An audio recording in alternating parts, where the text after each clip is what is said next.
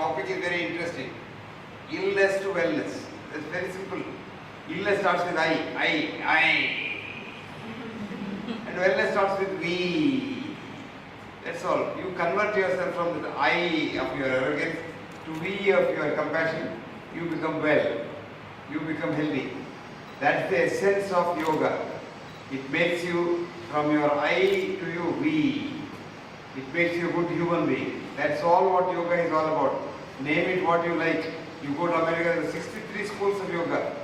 Starting from Usha yoga to hot yoga and things like that. Everybody gives a name and starts it because it's a big money spinner there. So, yoga is something which is a part of your life, like breathing. If you know how to breathe well, if you know how to breathe properly, if you know how to convert yourself from the sympathetic breathing pattern to the parasympathetic breathing pattern, you not only become a yogi, you become a healthy person. See? This is how a dog breathes when it runs and comes. But you see a yogi breathes.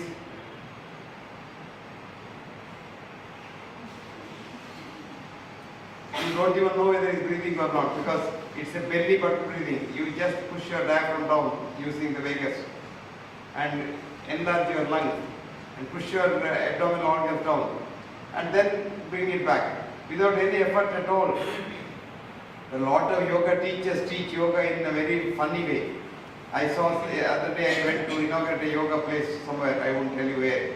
There he was teaching. I said that is becoming more sympathetic than the normal breathing. So I showed them how to breathe. It's very important.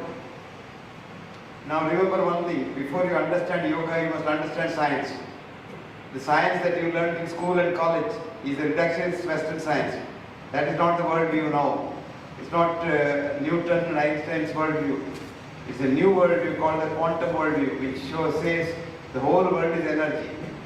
And that is exactly what the Sanatana Dharma said, Shakti. And the man who found out this quantum physics, Hans Peter Dürr, director of Max Planck Institute, said E is equal to M. Energy is matter, matter is energy. And he called it as a duality. There is no duality between energy and matter. Matter is energy, energy is matter. He has written an article for you. Go to the internet and say, put Hans Peter Dürr, H-A-N-S Peter, P-E-T-R, Dürr, D-U-R-R. And write, matter is not made out of matter. Matter is not made out of matter. This matter is not made out of matter, it's made out of energy. And that's the message he was trying to give. Then he says in that article, I look like a small child in front of the Indian yogis of yore who called this as Advaita. And they describe the whole of quantum physics in one stanza in the Upanishad. He says, Bahir Antascha Bhutanam, it's inside and outside of everything. Charam Acharam, it's moving, but you look solid, you all look solid. There's nothing solid about you, a bundle of jumping letterbox, energy. But you look solid, that's called what he calls as Wirklichkeit in German, which Shankara calls as Maya.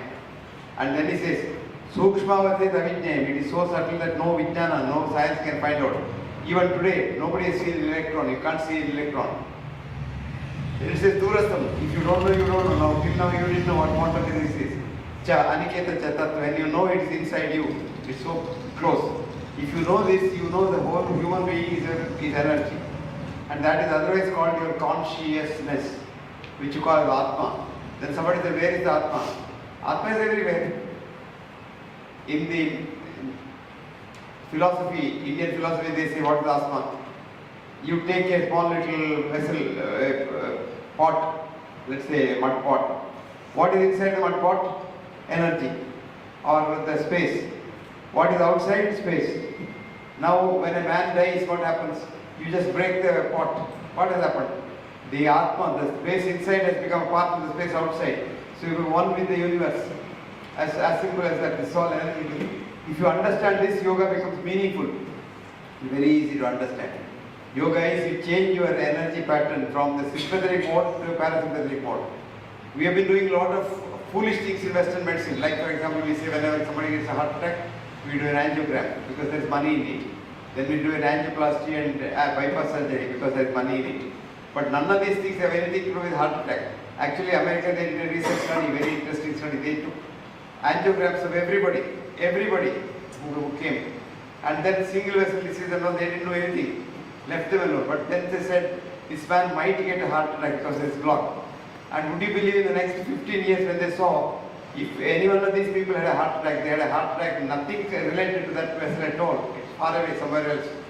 Then they found the most important cause of heart attack is that we becoming I, you becoming arrogant and sympathetic and becoming just parasympathetic, it removes the chance of a heart attack.